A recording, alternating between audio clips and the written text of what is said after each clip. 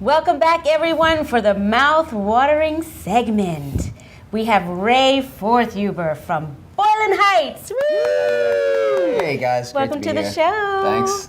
And thank you for bringing all this amazing food. It's my pleasure. We just cooked it up tonight before I left. Thank you. Yeah. Am I mistaken, or are you rated the #1 burger in town?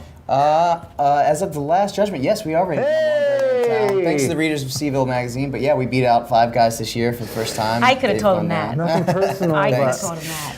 I'm blushing. I have to say that if I do say so myself, I'm a bit of a burger connoisseur. Am I not, darling? you're a burger. And I look all over the place for the perfect burger, and I have to say that in all of my years, these are the best burgers. Boylan Heights are the High best praise. burgers. Thank you so much. I really mean that. We all take that to heart there. Yeah. That's fantastic. What's with the name Boylan Heights? That's funny. Yes, Boylan Heights. It honestly doesn't mean much to me, but you know, it's. I wasn't the one who created the concept. It's the owners.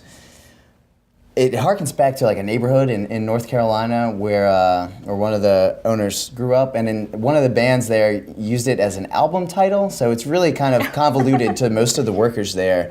So it probably makes sense that no one understands what I was just saying. So It's very unique. It's really unique, and we get that question all the time. And you know, I wish I had a better answer for it. I know, but like you have to make it's up one. Maybe you I should make guess up one. The best way to describe it, yeah, barring any kind of fantastic stories, it's an inside joke. So Yeah, that's a good there one. you go. Why don't you tell the people that you boil your burgers? Some people say you get all kinds of stuff like boiling heights.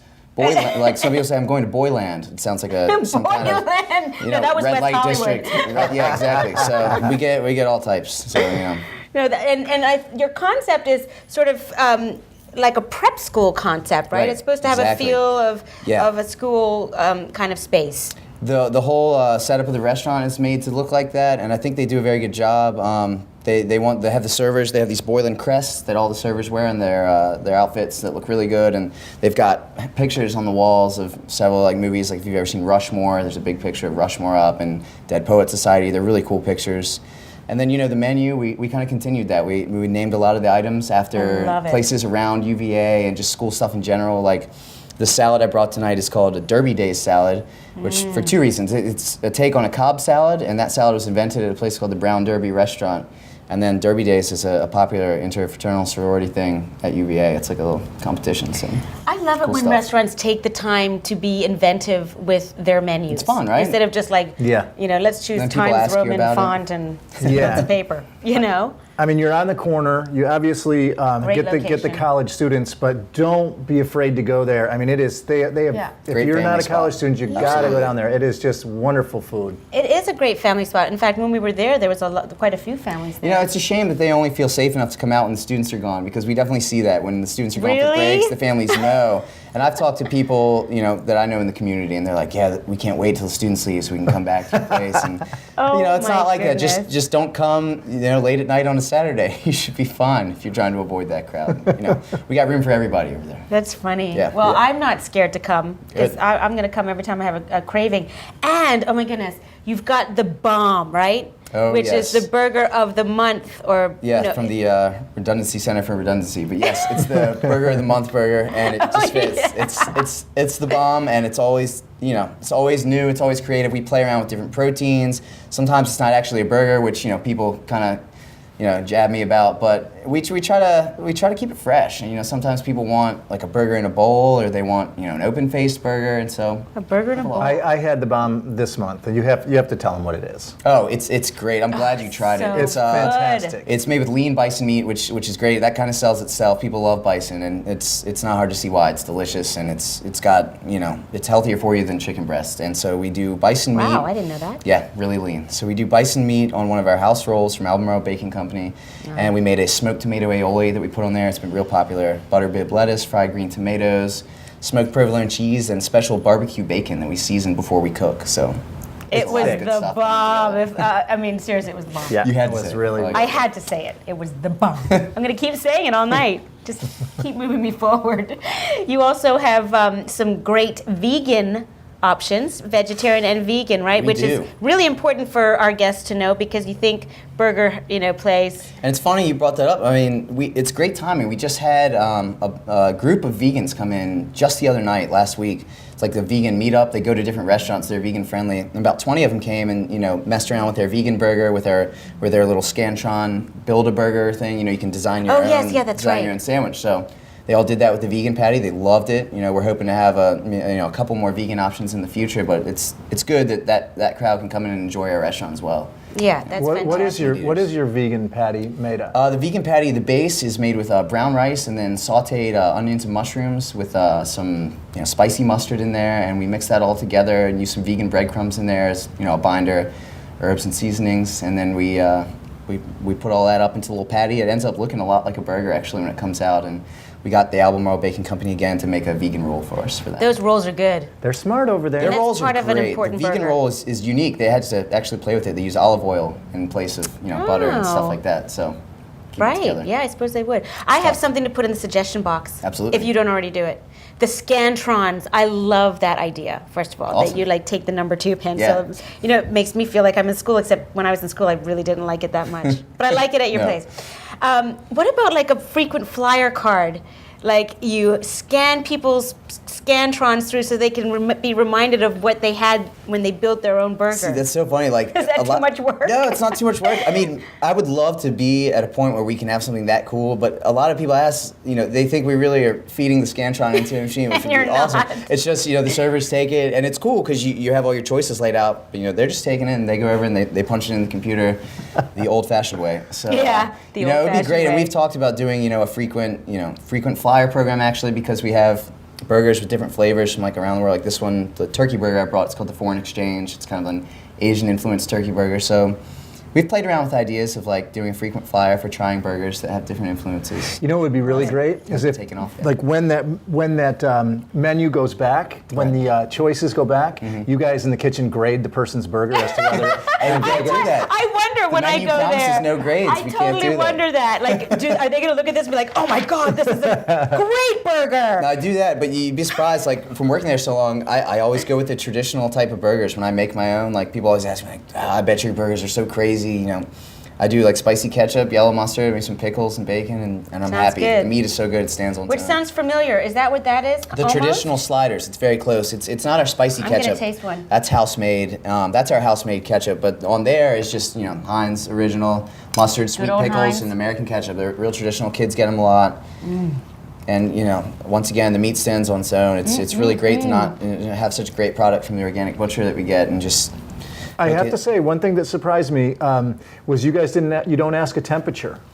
We don't ask a temperature. We tried in the beginning, and this goes into having, when the big man and I started thinking up concepts for the menu. It's a big restaurant. It's 2 floors. Are the server's going to ask every single person, well, why don't we just advertise in the menu? We cook them all medium well to best showcase the flavor quality of the meat, and encourage them. If you'd like it cooked a certain temperature, just let your server know, and we'll be happy to do it. Now, is that because the meat's organic? That you think that the medium well is because normally you think good meat, you think medium rare. Right. The reason for that is, a lot of people, even saying it's cooked medium well, a lot of people will send it back because they're like, this still isn't quite done to my liking. So we found a happy medium with that, and I think Happy medium. I couldn't let him get away good with pun. it. I always love puns. So we send them down, and I think most of the customers are very happy. And as we've started to build as a restaurant and build a customer base, we've gotten a lot of more special instructions for the temperature cooking. We thought about even putting a little bubble on the Scantron, but That's a good the idea. logistics of the restaurant, it didn't work out for the kitchen. It became a little too confusing. So Let's put you on the spot. go for it. How do you eat your burger? How do I cook mine? I cook mine, I'd say about medium. If I'm going for a steak, it'll be medium rare, and if I'm going with bison, medium rare as well. I'm not afraid of eating some red meat at all. No, But no, I I go like medium it. for mine. That's Fantastic. interesting because when I built my own burger, whoops, you let me know if I have crumbs on my lips. Just all over your front. Yeah. I didn't think about the temperature, and I usually do, but I didn't, and I wasn't asked. And then the burger came, and it was perfect. Great. So how That's our you know, goal. and that's so unusual because usually burgers. Well, I guess maybe medium rare has saved some burgers because they haven't been as good. So you Right. have to have it medium rare in order to get some type of flavor from it. But your burger was perfect. Well, that's what we try to do. We want to send something out that they don't have to think too much about. They're already putting all the effort into designing their own burger. Let us cook it perfectly. If you have special requests, we're happy to do it. But we try to give them something we know they're going to like. And just as a side note, the turkey burgers are all well done. Oh, good. That's good to know. And speaking of which, course. you have put one of my favorite ingredients on that turkey burger, and it's pineapple. It's I gotta taste it.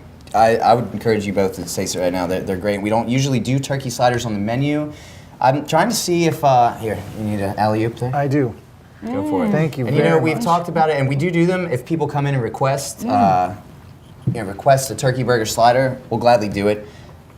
Not on the menu yet. Could be a burger of the month. That is so good. And all those caramelized onions. Yeah, the caramelized onions are a And big pineapple? hit. And and our sauce on there, we call it foreign exchange sauce, just named after the burger itself. It's a mix of like a sweet soy sauce and a couple other Asian influences, and it goes really well with all those It's flavors. really, really Glad you good. like it. We make all our own turkey burgers. It's actually the GM who was there before me, Kelly Tripp, he came up with the turkey burger recipe. It's great. It's got ricotta cheese in it, Dijon mustard, a lot of good stuff in there. That is So wonderful. you know your stuff, but you graduated from UVA with English language and literature. I did, which shows a little bit, and I came up with a good amount of the names and a lot of the descriptions that are written on the menu. It's good to be able to put words together coherently and usually in an entertaining fashion. But I didn't know what I wanted to do straight out of college. I really always liked the written word, and I've been good with people, and that seemed like a very people person type thing. So I'm comfortable in my job, in my management position. I love the ever-changing nature of the business. Beat sitting in an office all day. That's Get to for work sure. with lots of different people. Get to meet guys like you and lots of people in the community too. That's why I love that job so much. You get to meet other restaurateurs, people at all the purveyors we buy from. It's just a great way to interact with the community. I love it.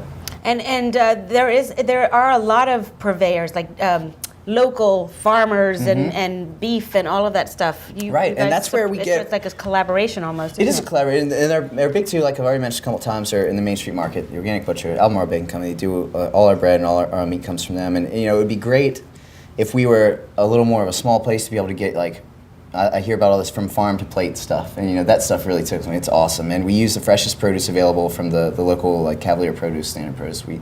We have great relationships with those guys, and they always get us the freshest. They always let us know what's in season, so That's we try to keep fantastic. up. Absolutely. Fantastic. Tell us about these. Okay.